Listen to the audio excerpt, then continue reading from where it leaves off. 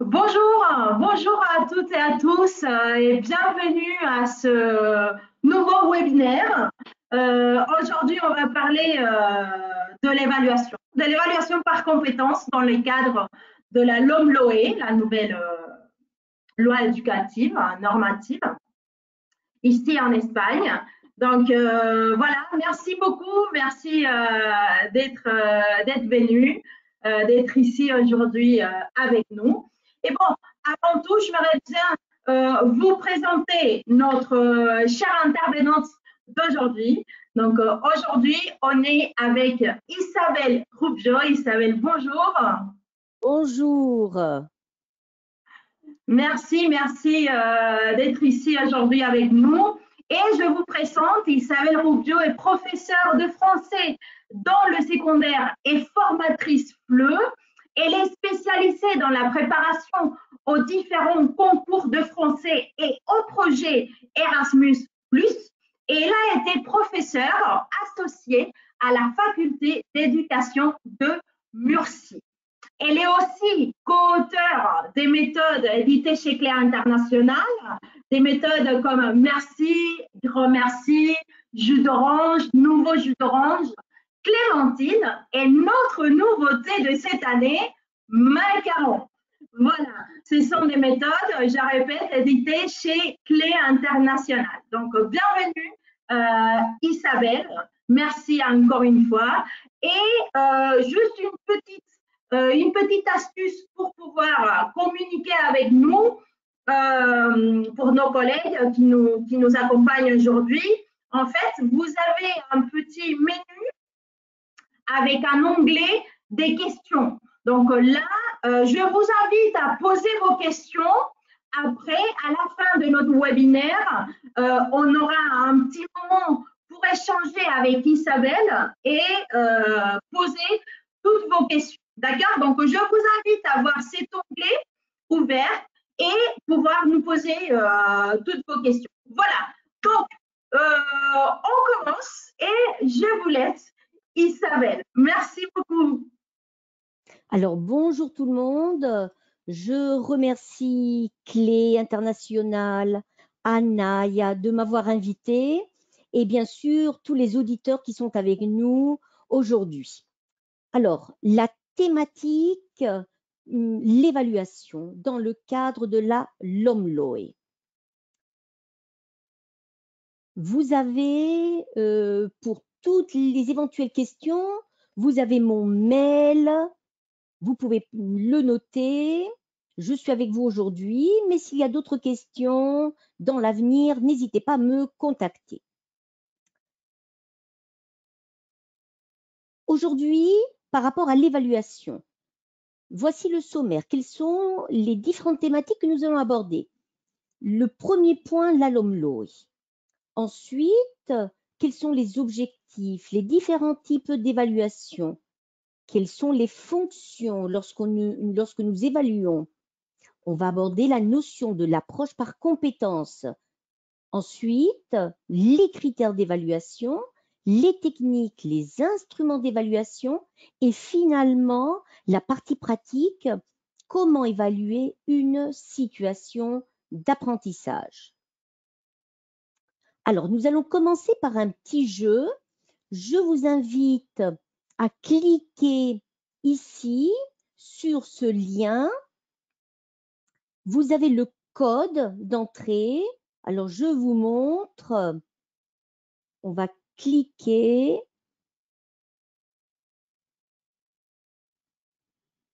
Et vous devez… Oui. Bon. Une seconde. Voilà. Il ne veut pas s'ouvrir. Voilà. Alors, on va cliquer. Vous allez mettre le code que je vous ai donné. ITPSI. Et je vous invite justement à remplir le lien, c'est-à-dire d'écrire avec 3 mots le mot évaluation. À la fin, nous allons obtenir un nuage de mots. Alors, si vous cliquez AITPSY,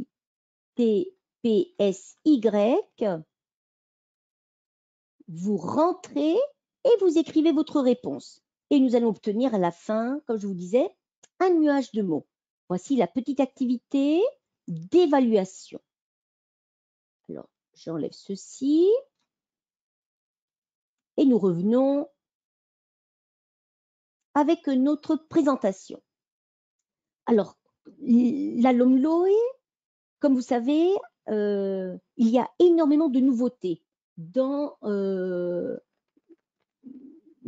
par rapport aux éléments du curriculum, par rapport aux programmations et au niveau de l'évaluation. Alors aujourd'hui, je travaille à partir du décret royal du primaire pour le secondaire et pour bachillerato. Je ne vais pas aborder évidemment les différents décrets des différentes communautés pour une question de temps. Alors, rapidement, si on observe la LOMFE et la LOMLOE, la LOMFE, il y avait des objectifs d'étape. Avec la LOMLOE, on a des objectifs d'étape qui sont différents, mais la notion est la même. Avec la LOMFE, nous avions des compétences clés. Avec la LOMLOE, on continue avec les compétences clés, tout simplement, au lieu de 7, il y en a 8. Les objectifs de la matière, LOMFE qui disparaissent. Et on peut les remplacer par les compétences spécifiques.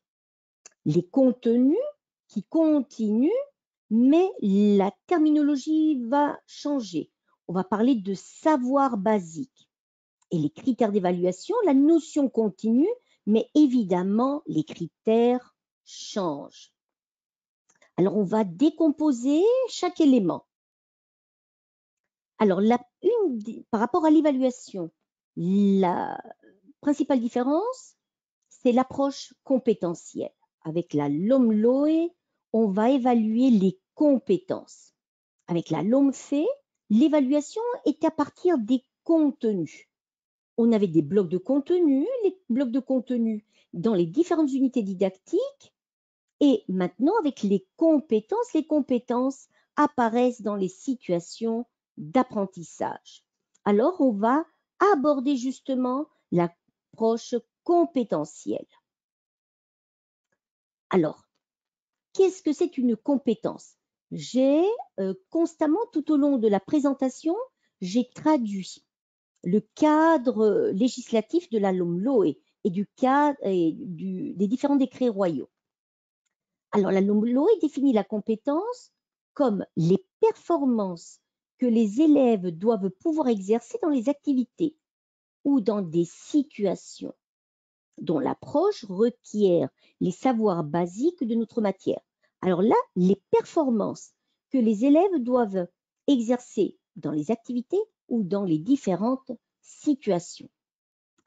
Nous voulons que nos élèves soient des personnes compétentes.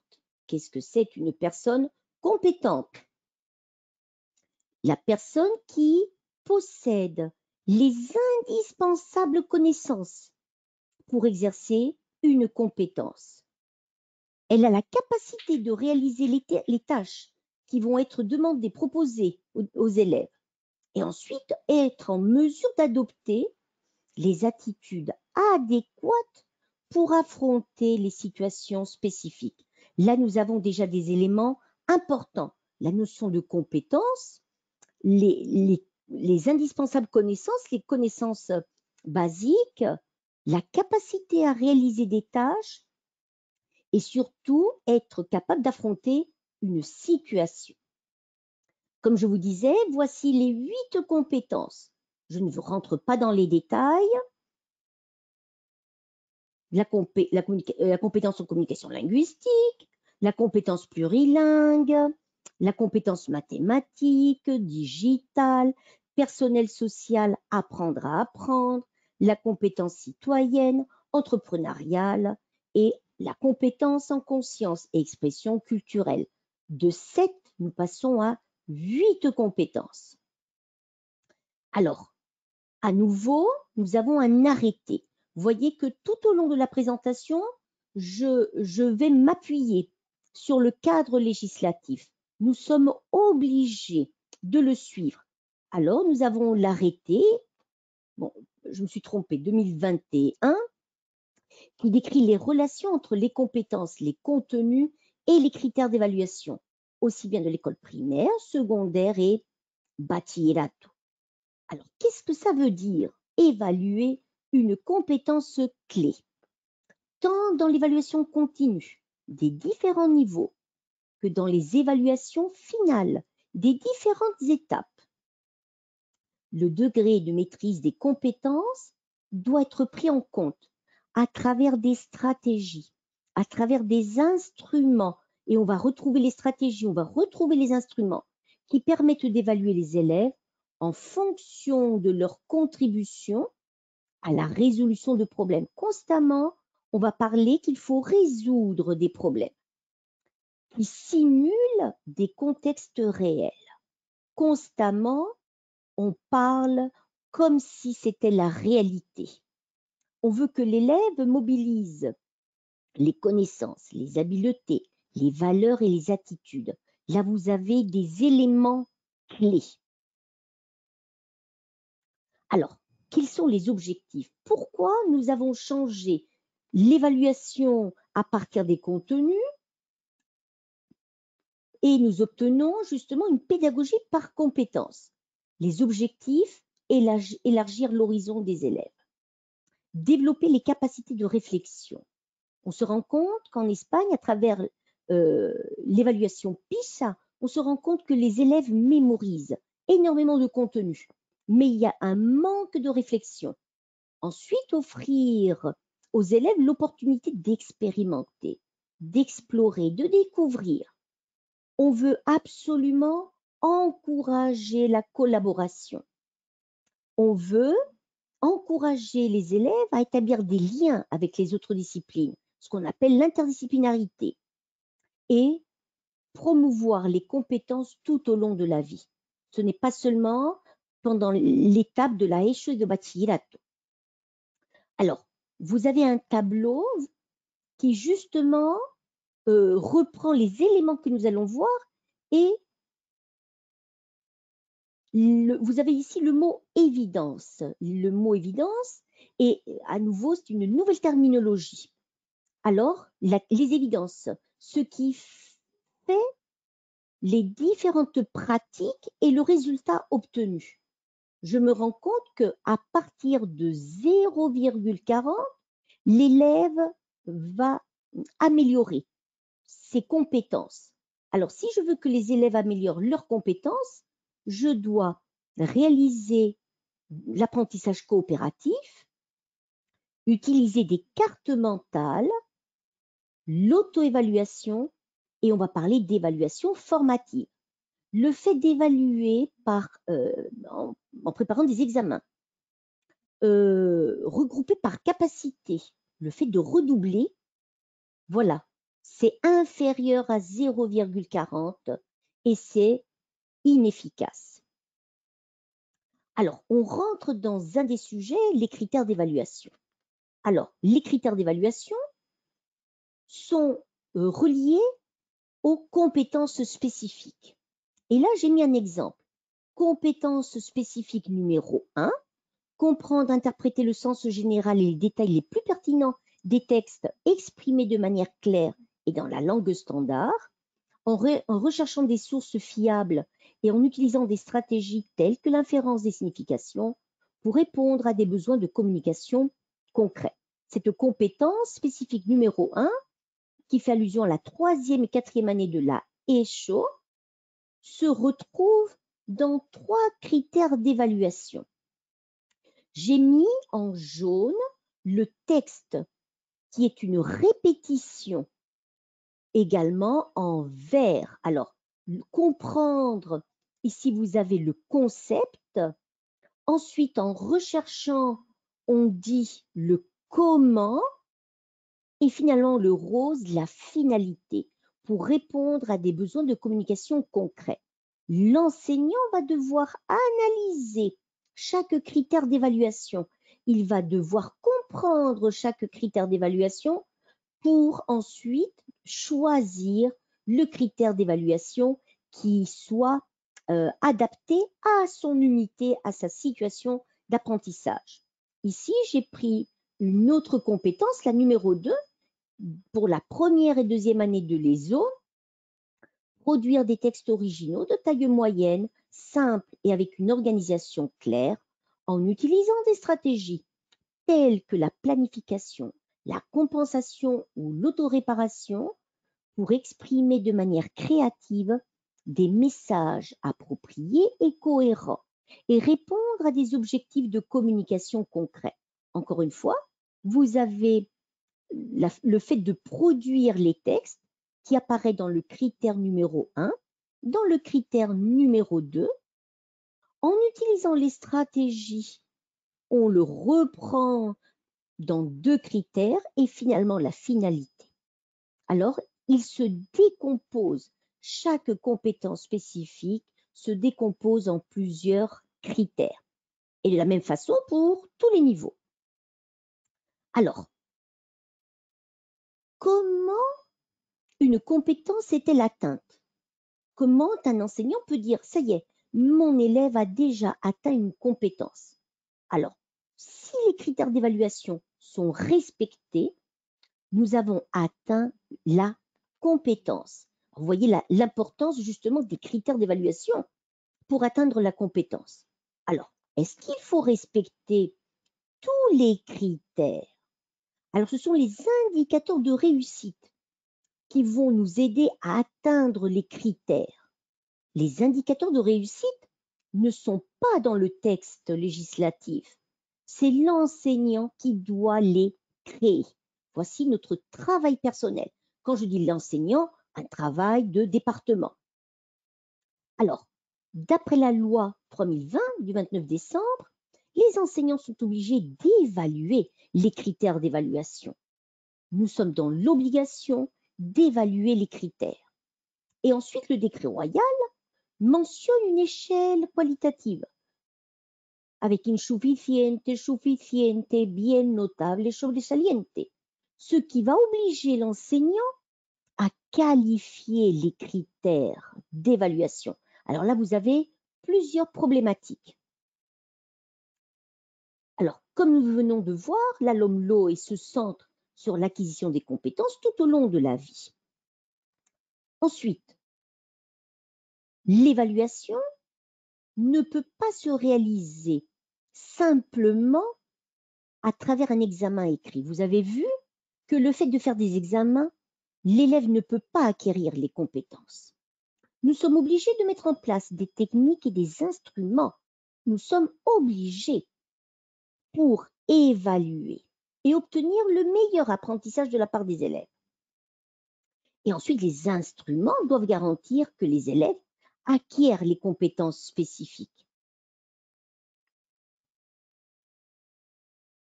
Alors, nous avons une nouvelle terminologie, l'épreuve. Alors, l'épreuve, une tâche, une activité communicative, les activités d'évaluation proposées par l'enseignant dans l'unité permettent d'obtenir des preuves. Une preuve est la démonstration de ce que l'élève connaît, de ce qu'il peut faire et il peut exprimer. Nous sommes obligés de démontrer que l'élève connaît, fait, s'exprime. Alors, comme je vous disais, les instruments sont obligatoires. Alors, on nous dit qu'il faut promouvoir, d'après le décret, promouvoir l'utilisation généralisée d'instruments d'évaluation qui soient variés, accessibles, adaptés aux différentes situations d'apprentissage. Et cela doit permettre une évaluation objective de l'ensemble des élèves. S'il n'y a pas d'instrument d'évaluation, nous allons obtenir une évaluation subjective. Et c'est tout à fait le contraire de ce que nous devons réaliser. Alors, les instruments doivent être variés. Je ne peux pas utiliser toujours le même instrument. Accessible à la diversité de la classe, adaptée aux différents niveaux des élèves. Je travaille pour l'ensemble de la classe, pour la diversité. Je ne travaille pas pour la minorité. Alors voilà ce que nous dit le décret royal, aussi bien primaire, secondaire. Alors ici, vous avez un tableau récapitulatif. On a parlé des techniques, on a parlé des instruments qui sont obligatoires. Alors, nous avons les techniques, nous avons les instruments. Alors déjà, faire la différence entre une technique et un instrument. Je dois utiliser les techniques, comme je vous disais, je dois utiliser les instruments. Ce tableau récapitulatif est un tableau que l'enseignant devrait rajouter dans sa programmation, dans son unité. À partir des critères, je vais choisir la technique. On verra, je vais vous en montrer plusieurs. Je vais choisir l'instrument approprié. Alors là, par exemple, vous avez le guide d'observation. Alors, qu'est-ce que c'est un guide d'observation? Les indicateurs qui peuvent se rédiger sous forme d'affirmations ou de questions. Et là, vous avez les applications. Avec la LOMLOE, nous sommes obligés d'utiliser les nouvelles technologies, d'utiliser différentes applications. J'ai mis des exemples d'applications. Vous avez énormément d'applications qu'on pourrait rajouter. Alors, l'observation est un instrument d'évaluation, mais ce n'est pas le seul instrument. Moi, je vous conseille d'en utiliser d'autres, parce que dans une classe, nous avons entre 20 et 30 élèves. Ce serait très compliqué d'observer personnellement chaque élève. Alors, je vais utiliser en même temps d'autres instruments. Par exemple, un registre d'anecdotes, un dossier qui décrit tous les événements, toutes les situations concrètes qui se sont déroulées, un journal de classe, un registre individuel, où chaque élève décrit son expérience personnelle dans les différentes activités. Alors vous voyez que les instruments peuvent être pour l'enseignant, ce sont des instruments également pour les élèves. Alors un cahier de vie, un outil qui nous guide, et finalement une échelle d'attitude. Nous avons mentionné les attitudes. Je continue avec une autre technique. Une technique qui va évaluer la performance des élèves. Alors, j'ai un instrument, un questionnaire. Les questionnaires sont objectifs. J'obtiens de la formation des élèves par rapport à l'appropriation, à la compréhension, à la réflexion de concepts, aux procédés, aux expériences qui sont évaluées. Je peux utiliser le Quizzes, le Canva, le Kahoot. Les élèves adorent, ils savent utiliser ces applications et j'obtiens de l'information au niveau de l'évaluation rapidement. Le cahier de l'élève. J'ai le droit d'utiliser le cahier de l'élève, de le prendre pour l'évaluer, justement pour vérifier les progrès qui ont été faits à partir des travaux. Les schémas graphiques. Nous allons utiliser différentes méthodes. Alors justement, ces schémas, ce qui représente par exemple les cartes mentales, servent également à évaluer. Nous avons d'autres techniques, comme par exemple l'analyse des performances des élèves. Alors j'ai un instrument, le portfolio.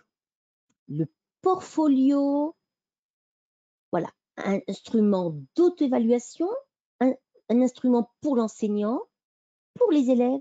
C'est un dossier qui présente l'ensemble des compétences. C'est un outil précieux pour les élèves et pour les enseignants.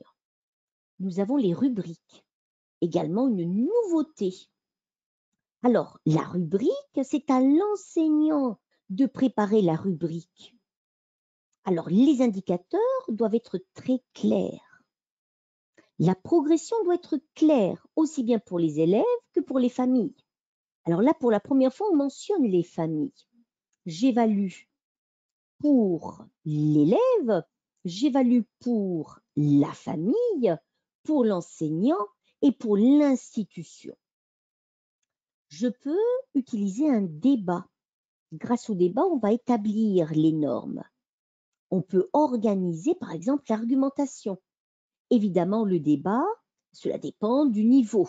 Le primaire, difficilement, pourra faire un débat.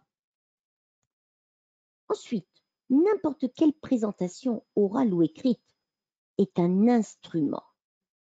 Là, je vous ai mis comme application Google, Kahoot. Si l'élève doit faire une présentation orale, il peut utiliser justement une vidéo. Et un autre instrument qu'on va retrouver, les listes de contrôle. En anglais, le checklist. Voici, comme je vous ai montré, différents instruments. Il y en a d'autres. Les instruments, comme je vous disais, sont obligatoires. Alors, l'enseignant doit reconnaître le répertoire d'instruments et les adapter à sa situation d'apprentissage ou à son unité. Alors, l'évaluation. Comme on disait, notre finalité, c'est d'évaluer une situation d'apprentissage. Alors, la définition de la situation d'apprentissage, situation-activité qui implique l'utilisation par les élèves d'actions associées à des compétences clés et à des compétences spécifiques et qui contribuent à l'acquisition ou au développement de ces compétences. Alors, quels sont les indicateurs que je dois utiliser pour vérifier que ma situation d'apprentissage a été bien évaluée? Alors, justement, les indicateurs doivent correspondre aux activités qui permettent le développement de la compétence. Ensuite, les indicateurs doivent correspondre également aux différentes stratégies méthodologiques et aux ressources utilisées dans ma situation. Un autre point important, l'organisation spatiale, le calendrier, la date, la différente temporalisation des activités, les différents regroupements. Vous voyez, ce sont des aspects méthodologiques, mais que nous retrouvons ensuite l'indicateur. Il faudra évaluer la pertinence de notre choix. Un autre aspect de notre situation d'apprentissage, c'est justement la cohérence avec la conception universelle de l'apprentissage. Un élément qui doit apparaître obligatoirement pour faire face à la diversité et à l'ensemble des élèves. Ensuite, la coopération, le dialogue, l'apprentissage qui est généré en classe. Nous avons vu tout au début que nous devons évaluer la coopération entre les élèves et, encore une fois, évaluer le choix de nos critères et de nos instruments d'évaluation. Alors, ici, vous avez un tableau, le tableau qui correspond à l'évaluation d'une situation d'apprentissage. Vous savez bien que dans la situation d'apprentissage, il y a d'autres éléments. Alors, je vous ai mis ici la partie qui correspond à l'évaluation. Alors, j'ai mes critères d'évaluation, le choix qui a été fait. Deuxième colonne, je vais inclure mes instruments, mes procédés pour chaque critère. Un critère peut avoir un instrument, peut avoir plusieurs instruments, une technique, plusieurs techniques. Et ensuite, je vais cocher dans quelle situation d'apprentissage je retrouve chaque critère. Voilà, voici un tableau qui reprend l'utilisation des instruments, des procédés reliés aux critères de manière objective, puisque ça, c'est une finalité. Alors, je vais vous donner un exemple. de situation d'apprentissage. Et nous allons, alors je vais seulement aborder voilà, les objectifs, la thématique, et on va essayer de retrouver à la fin justement ces critères d'évaluation. Et on va faire le travail qu'on devrait faire avec n'importe quelle problématique de situation d'apprentissage. Alors, la situation d'apprentissage s'intitule « Le français dans le monde ». Alors, il faut comprendre des informations qui proviennent de différentes sources sur différents pays francophones afin de créer un panneau d'affichage collaboratif sur le monde francophone dans lequel nous vivons et le présenter oralement en cours. Et j'ai mis pour une deuxième année de l'ESU. Alors, je vais ici, par rapport à la problématique, les objectifs didactiques. Dans la LOMLOE, les unités, les situations d'apprentissage auront des objectifs didactiques.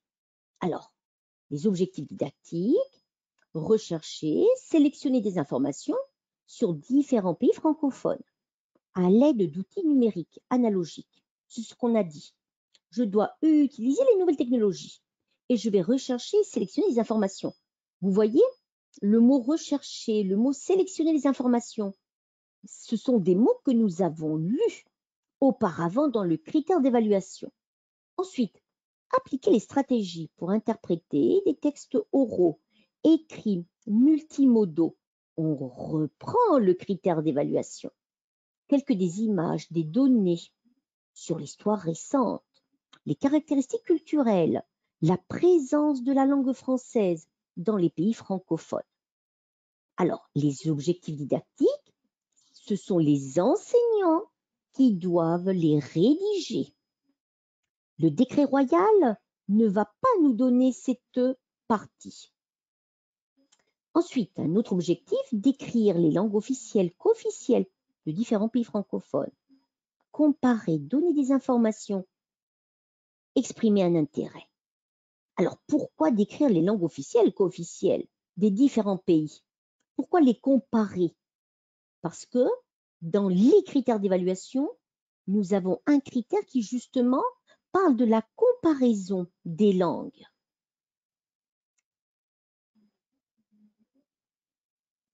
Appliquer des stratégies pour expliquer et faciliter la compréhension de l'information, aussi bien avec la reformulation, la simplification que l'adaptation du message.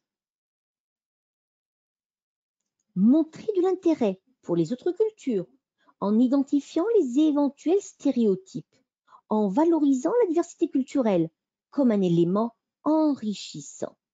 Alors, il y a l'intérêt envers les cultures. Établir des comparaisons entre la langue française et les autres langues présentes dans les pays francophones.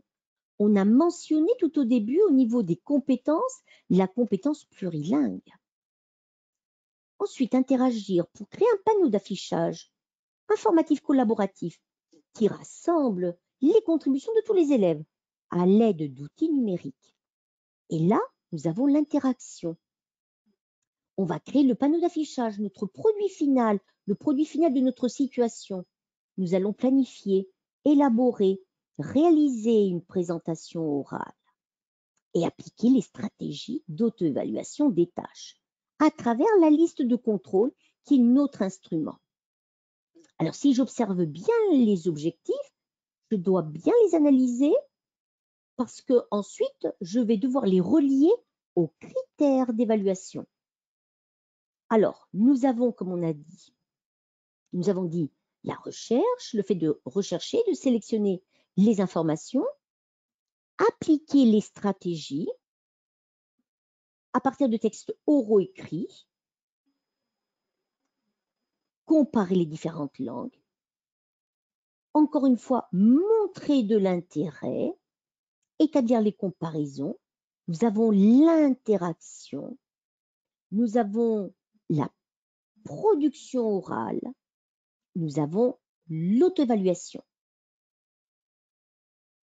Alors, évidemment,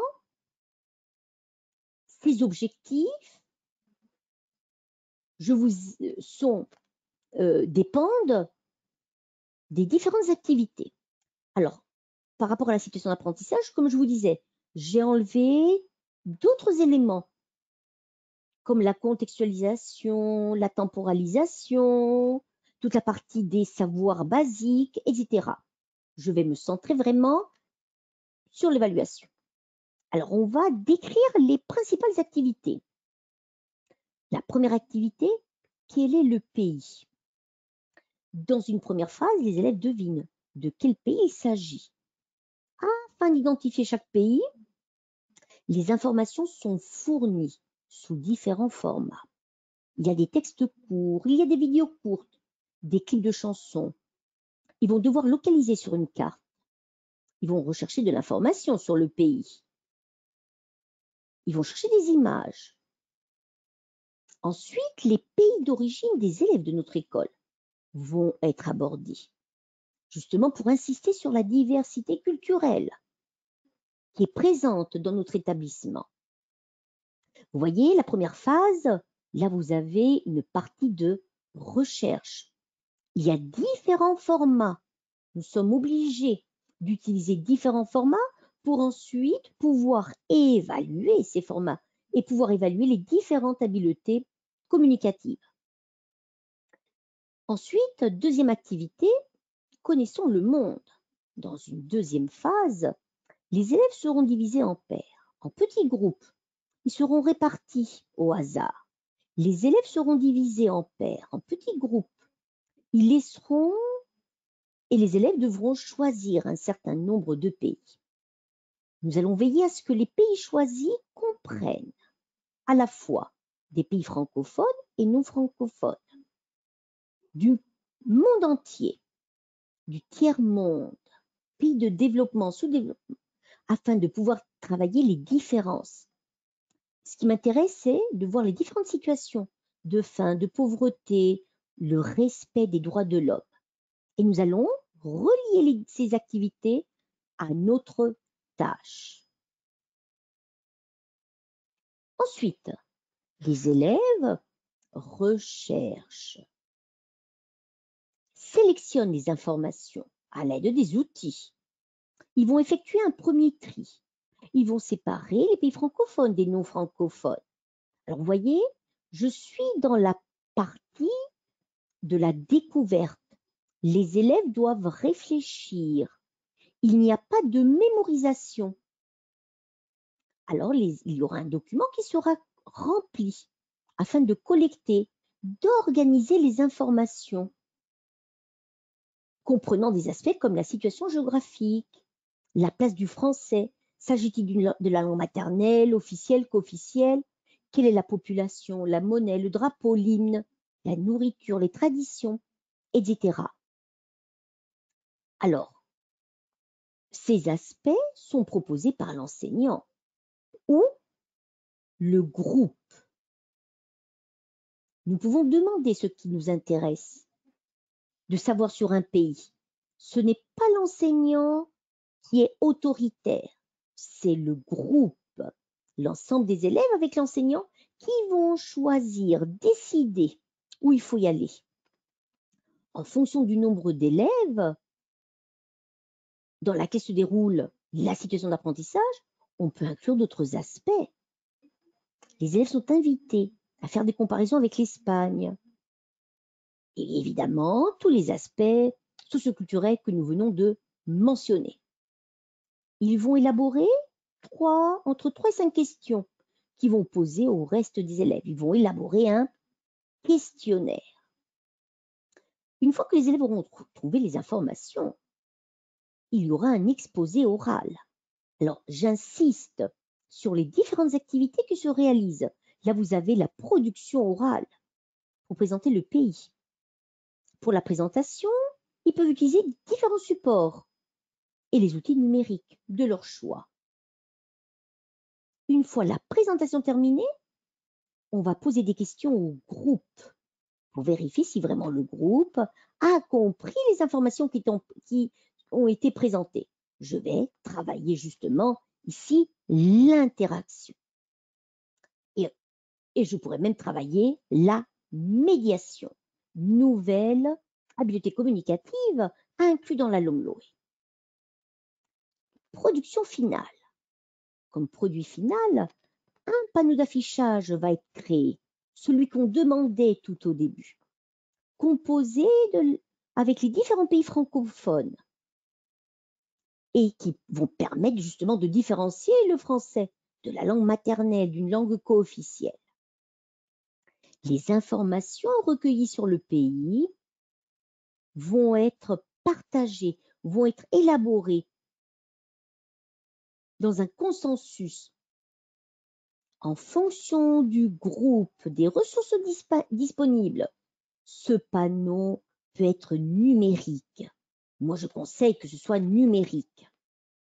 Il y aura une réflexion finale, plus ou moins complexe, en fonction du niveau, justement sur les connaissances acquises, sur les stéréotypes, les différences. Alors, j'insiste sur les droits de l'homme. Alors, à partir des activités proposées, alors les activités que je vous ai montrées, ce sont les activités clés pour notre situation d'apprentissage. Toutes les activités clés que j'utilise pour élaborer la production finale feront partie justement de nos critères d'évaluation. Alors, ici, là, je vous donne la réponse. Là, je suis très gentille aujourd'hui. On devrait faire, si on était en formation en présentiel, ce serait au groupe, justement, d'enseignants de chercher les critères. Et là, je vous donne la réponse. Alors, en fonction de ces activités, voici les critères d'évaluation que nous allons travailler. Alors, les chiffres que vous avez là correspondent justement, encore une fois, au décret royal. Nous sommes en deuxième année de l'ESO. Le premier critère, interpréter, analyser le sens global de l'information et l'information spécifique et explicite de textes oraux et écrits. J'ai mis en gras l'essentiel du critère. Interpréter, analyser le sens global et l'information spécifique de textes oraux et écrits.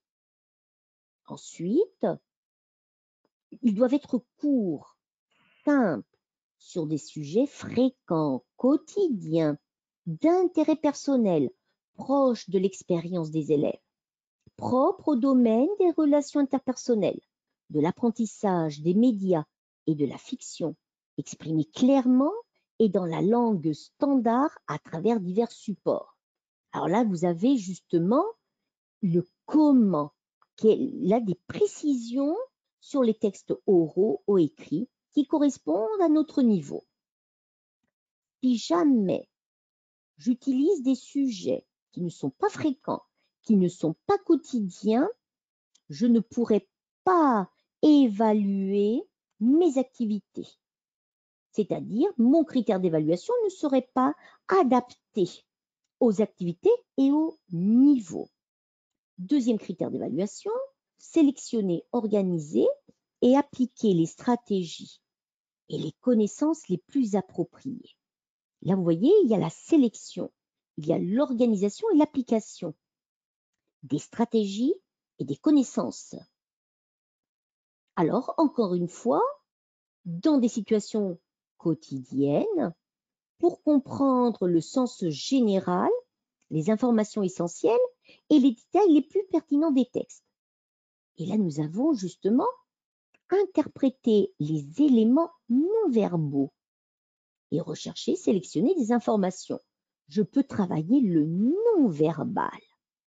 Ici, je ne le fais pas, mais on pourrait le faire. Le niveau l'exige. Ensuite, critère suivant, le 2.1.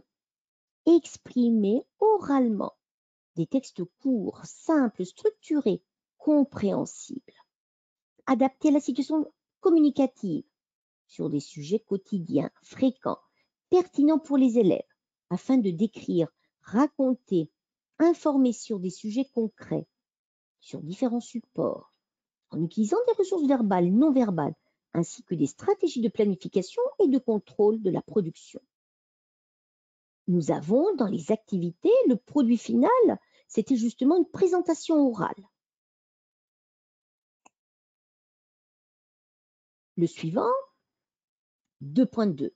Organiser et rédiger des textes courts et compréhensibles, avec une clarté, une cohérence, une cohésion, une adéquation acceptable à la situation de communication proposée, conformément à des règles établies, au moyen d'outils analogiques numériques, sur des sujets quotidiens fréquents qui intéressent les élèves, à propos de leur expérience. Alors, ces critères sont la traduction du décret. Et là, nous travaillons justement la production écrite. Un autre critère, sélectionner, organiser et mettre en œuvre des connaissances et des stratégies pour planifier, produire et réviser des textes compréhensibles, cohérents et adaptés aux intentions de communication, aux caractéristiques contextuelles et à la typologie textuelle, en utilisant à l'aide des ressources physiques ou numériques les plus appropriées en fonction de la tâche et des besoins de chaque moment, en tenant compte des personnes auxquelles le texte est adressé. Alors là, je dois sélectionner, organiser et mettre en œuvre les connaissances et les stratégies. Alors, vous voyez, il y a une sélection. Si je reprends les numéros 1.1, 1.2, 2.1, 2.2, 2.3, 4.1, 5.1, 5.2. Il y a une sélection. Il est très important de bien sélectionner. Ensuite, le 4.1, déduire. Expliquer des textes, des concepts et des communiqués. Déduire, ça veut dire l'inférence. Déduire permet de travailler la médiation. Alors, encore une fois, qu'il soit court, simple, en faisant preuve de respect, d'empathie. On s'intéresse à participer à la résolution des problèmes et on s'appuie sur diverses ressources et supports. Critère 5.1. On va comparer, on va confronter les similitudes, les différences entre les différentes langues, en réfléchissant progressivement de manière autonome sur leur fonctionnement. Vous voyez, comme critère d'évaluation, la comparaison entre différentes langues, l'utilisation des différentes connaissances et des stratégies pour communiquer. Et nous terminons avec les deux derniers critères. Agir de manière empathique et respectueuse dans des situations interculturelles. L'empathie est présente, le respect, l'interculturel. En construisant des liens entre les différentes langues, cultures, on rejette toute forme de discrimination, de préjugés, de stéréotypes. Le 6.3, on va appliquer de manière guidée des stratégies pour expliquer et apprécier la diversité linguistique, culturelle et artistique. En tenant compte les valeurs écosociales, démocratiques, on respecte les principes de justice, d'équité et d'égalité. Alors, si je reprends rapidement tous les critères que nous venons de citer, vous rendez compte qu'on évalue les compétences. Je n'évalue pas des points de grammaire spécifiques.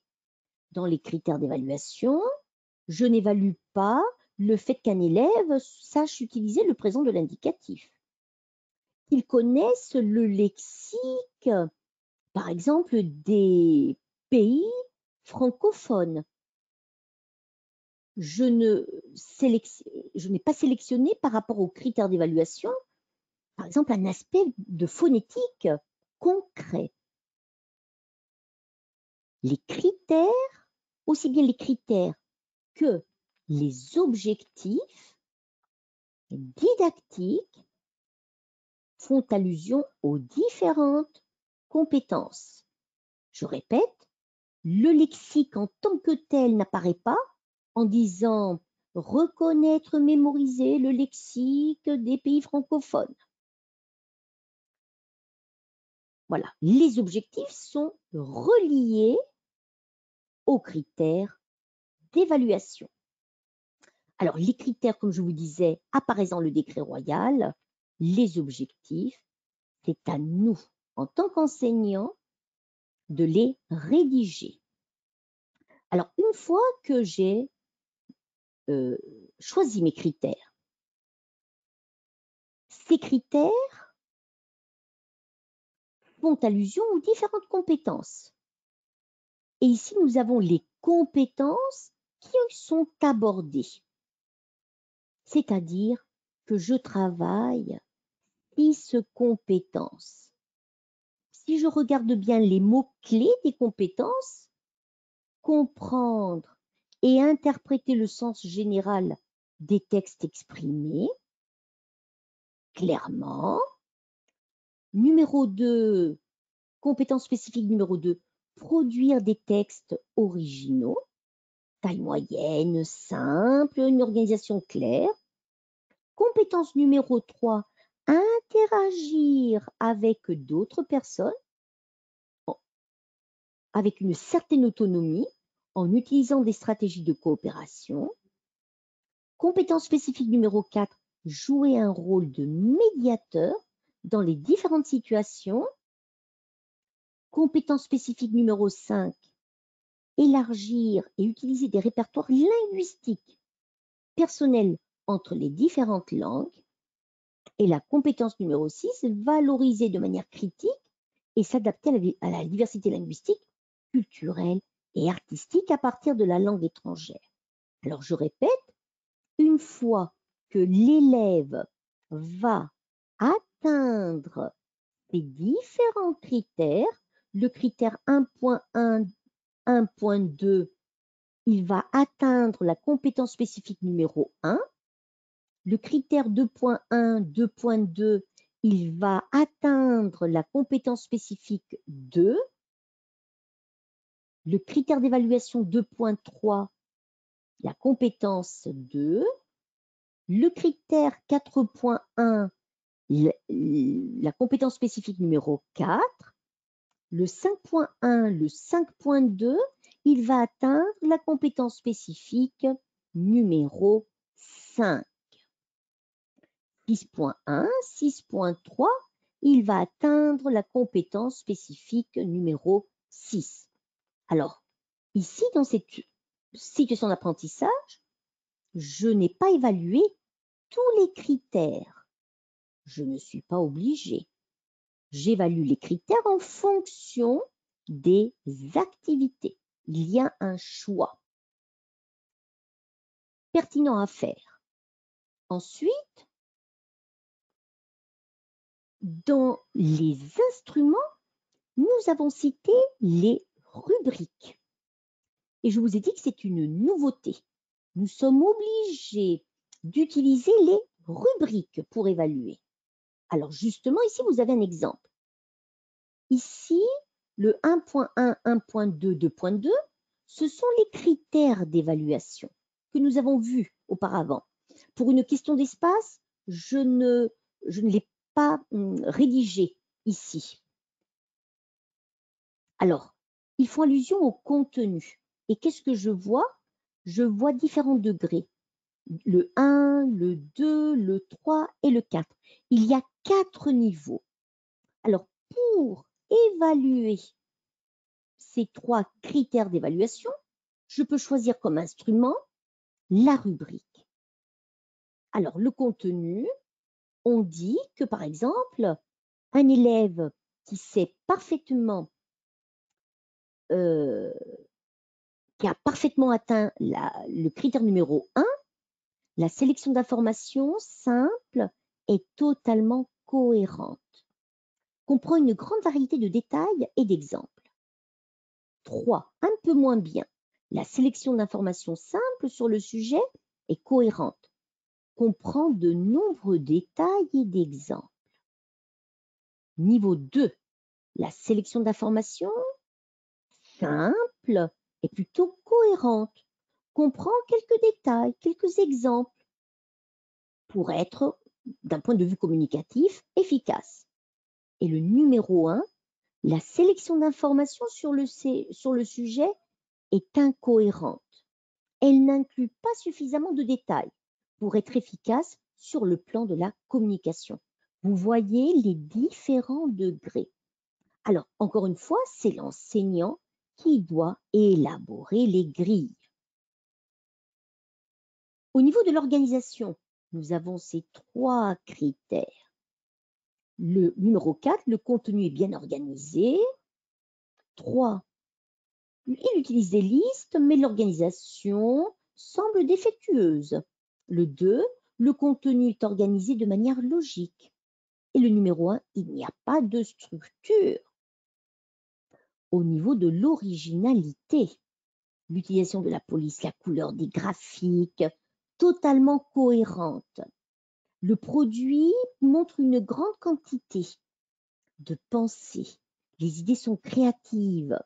Numéro 3, on utilise différentes polices, la couleur. Le travail montre de nouvelles idées et perspectives. Dans le numéro 2, on dit qu'il n'y a pas beaucoup de sens. Il y a des idées, mais ce n'est pas très original. Et dans le numéro 1, justement, il n'y a pas de pensée originale, pas de créativité. D'autres aspects, les mécanismes utilisés par rapport à la maîtrise parfaite. Dans le 3, une maîtrise des structures du lexique général. Dans le 4, spécifique. Ensuite, dans le numéro 2, on utilise des structures simples. Il y a quand même des erreurs. Et dans le numéro 1, il y a des structures simples. Il y a des erreurs élémentaires.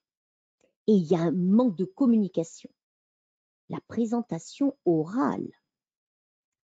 Alors, une bonne présentation, on présente différents aspects de l'affiche.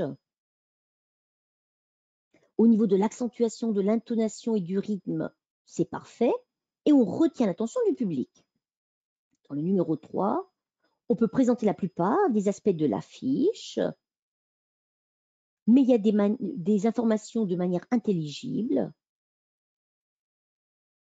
et on retient généralement l'attention du public. Numéro 2, il y a certains aspects de l'affiche. La plupart du temps, on retient l'attention du public. Et le numéro 1, l'attention du public est complètement perdue. Et on termine avec le dernier descripteur de cette rubrique, la charge de travail. Voilà, le travail coopératif. Dans le numéro 4, le travail est partagé par tous les membres.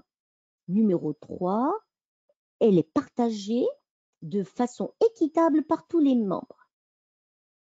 Mais les charges peuvent varier d'une personne à l'autre.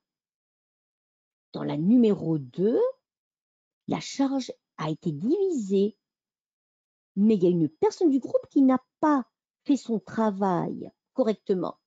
Et dans la numéro 1, la charge de travail n'a pas été divisée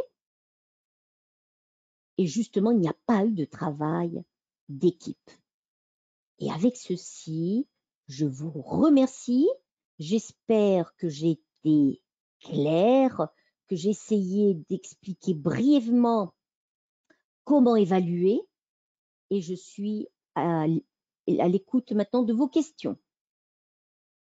Merci beaucoup Isabelle, merci beaucoup. C'est vrai que c'est un sujet très vaste, on va dire. Mais merci beaucoup parce que vous avez été très claire, très précise. Je pense que ça va nous aider à comprendre cette nouvelle loi éducative et dans le cas aussi de l'évaluation par compétences. Voilà, donc c'est le moment de poser vos questions, chers participants et chères participantes. Donc, il y a eu déjà quelques questions, mais par rapport au visuel, si on allait repartager, ben, en fait, on est en train d'enregistrer le webinaire. Donc, du coup, il sera rediffusé sur la chaîne YouTube de Clé Internationale. D'accord? Donc, vous allez pouvoir revisionner un peu plus tranquillement, en prenant des notes. Voilà, le webinaire sur la chaîne YouTube de Clé Internationale. Est-ce que vous avez des questions? On est presque 100 personnes, 100 collègues. Voilà, il y a les questions qui arrivent. Voilà. Est-il pertinent d'utiliser le cadre européen commun de référence pour les langues pour l'évaluation? C'est une question. Oui. Alors, le cadre, le décret, les différents décrets sont reliés au cadre. Si on rentre dans la partie de la méthodologie et des savoirs basiques, on mentionne le cadre. Alors justement, je peux utiliser le cadre pour évaluer. D'accord.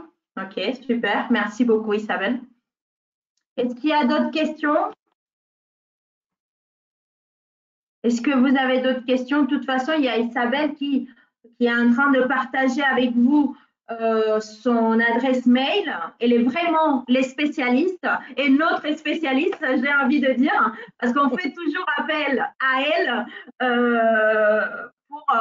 pour expliquer clairement tous ces concepts, ces nouveaux concepts de notre nouvelle loi éducative.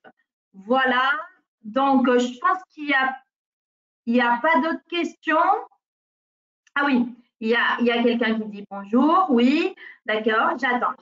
Je pense que c'est une collègue qui est en train d'écrire. Isabelle, oui. On va attendre. Oui, on attend. Ok.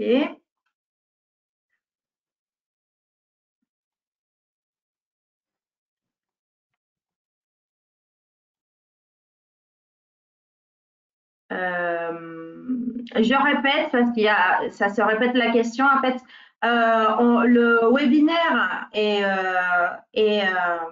enregistré et il sera rediffusé sur la chaîne YouTube de Clé Internationale.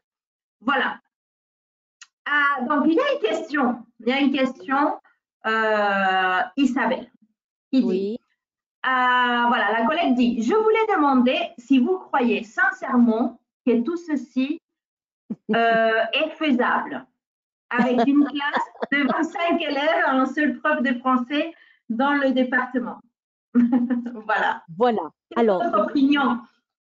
Voilà. Alors, ce que je vous ai présenté, c'est vraiment c'est ce que nous sommes censés travailler. Alors, je dis toujours qu'en tant qu'enseignante, les personnes qui rédigent les lois, et j'espère qu'on ne va pas trop me critiquer là-dessus, je pense qu'elles ne sont pas enseignantes. Nous, en tant qu'enseignants, si on a 20, 25, 30 élèves, c'est impossible de faire un instrument personnalisé pour chaque élève. Alors, il faudrait utiliser des techniques et des instruments qui soient valables pour un grand nombre d'élèves, pour réduire justement le nombre de techniques et d'instruments. Parce que si pour chaque unité, je dois utiliser différentes techniques, différents instruments, je vais devenir mathématicienne au lieu de professeur de français. Alors, ce que je vous ai présenté, c'est ce que la loi nous dit, ce que nous sommes censés de faire. Après, niveau personnel, moi, en tant qu'enseignante, dans ma classe, j'ai vraiment d'autres problèmes. il y a le comportement, il y a toute la partie de méthodologie, il y a la diversité. Et ce que moi je veux, c'est que les élèves apprennent. Voilà. Et par contre, nous sommes censés utiliser des méthodologies innovantes, les nouvelles technologies, pour que les élèves soient intéressés, s'intéressent à l'apprentissage du français. Ça, c'est notre, je dis bien, c'est le parcours du combattant. Que l'élève parle, communique en français, et je vais évaluer à partir de leur production, aussi bien orale, écrite, et n'importe quelle activité qui soit communicative, qui fasse partie d'une situation d'apprentissage ou d'un projet, je vais l'utiliser pour évaluer. Voilà. Voilà mon avis personnel. Merci beaucoup Isabelle. Je vous rappelle qu'Isabelle, elle est prof, c'est-à-dire qu'elle est tous les jours là avec les élèves comme vous. Donc, elle a l'expérience de la salle de classe. Voilà, je pense que c'est super important. Et en fait, il y a la collègue Isabelle, la même collègue qui a posé cette question, qui vous remercie. Voilà, elle dit merci pour votre sincérité. Voilà. Voilà. Donc, il y a une autre collègue. Pardon. Oui, vas-y, Bon, vas-y. Oui, oui. d'accord. Il y a une autre collègue qui dit aïe. En fait, qu'elle est en train de préparer sa situation d'apprentissage pour le concours. Voilà. Et ça y est, je trouvais. Je suis en train de faire ma situation d'apprentissage pour mon concours. Mais mon problème, c'est que je ne sais pas très bien comment la nommer, situation d'apprentissage ou unité didactique. Je sais qu'aujourd'hui, on s'est focalisé sur l'évaluation, mais je profite, Isabelle, puisque vous êtes vraiment spécialiste, et de vous poser la question. Alors, là, on parle seulement du concours. La question est spécifique au concours. Moi, je vous conseille de regarder la convocatoria du concours. Si dans la convocatoria, on vous mentionne le mot unité didactique, j'utilise le mot unité didactique. Si on dit situation d'apprentissage, je vais utiliser le mot situation d'apprentissage. Cela dépend de chaque communauté et de chaque convocatoria, indépendamment de l'unité que vous allez réaliser. Dans l'unité, il y aura une situation d'apprentissage et une unité. Mais par rapport au nom utilisé, il faut suivre les instructions du cadre législatif de la convocatoria de chaque communauté. Alors, je ne peux pas répondre spécifiquement. Il faut lire la convocatoria et voir si le mot, si c'est le mot situation d'apprentissage qui apparaît ou si c'est le mot unité didactique. Au jour d'aujourd'hui, dans les différentes convocatorias, les deux mots s'utilisent indifféremment. Il y a des communautés qui utilisent plus une terminologie qu'une autre. Voilà.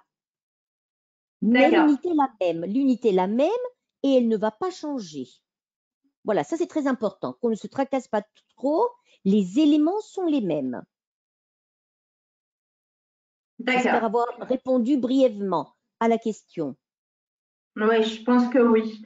Bon, on a déjà dépassé de 10 minutes. D'accord. Voilà, on aimerait bien vous remercier pour votre présence. Merci encore, Isabelle. Je pense que c'est un sujet et il y a des profs qui ont aussi posé des questions par rapport à un deuxième webinaire, peut-être, ou un deuxième webinaire sur les situations d'apprentissage, que c'est aussi un concept, un nouveau concept, j'ai envie de dire entre guillemets, voilà, pour nous. Donc, je pense que peut-être on fera un autre webinaire avec vous, Isabelle, si vous acceptez, bien sûr, toujours notre invitation. Bien sûr, je suis toujours ravie. Alors, je termine en faisant un petit peu de pub pour Clé et pour Anaya, évidemment. Alors, dans les différents instruments d'évaluation et voilà, par exemple les rubriques, je tiens à mentionner que Clé internationale et Anaya proposent déjà aux enseignants, dans les différentes programmations qu'on donne aux enseignants gratuitement. On leur donne déjà les rubriques et le choix déjà des critères, etc. Tout ce que je vous ai montré est offert par Clé et par Anaya aux enseignants. Il y a moins de travail. Clé et Anaya pensent aux enseignants. Voilà la publicité qui est réelle pour faciliter le travail des enseignants. Voilà. Ah, c'est vrai, je pense qu'il faut le dire. Hein. Il faut le dire, oui, et c'est un gain de temps pour nos collègues. Voilà. Donc, merci beaucoup.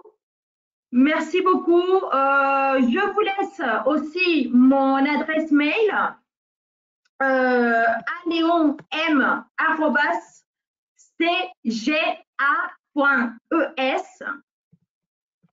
Je suis en train aussi de l'envoyer à tout le monde. Donc, si jamais vous voulez recevoir un spécimen de macaron, et vous pouvez avoir la chance. Je vais vous montrer, parce qu'en fait, aujourd'hui, si vous commandez un exemplaire, peut-être que vous recevrez une boîte de promotion complète avec tout le matériel de macarons. Ça vient d'arriver, ça vient toujours d'arriver.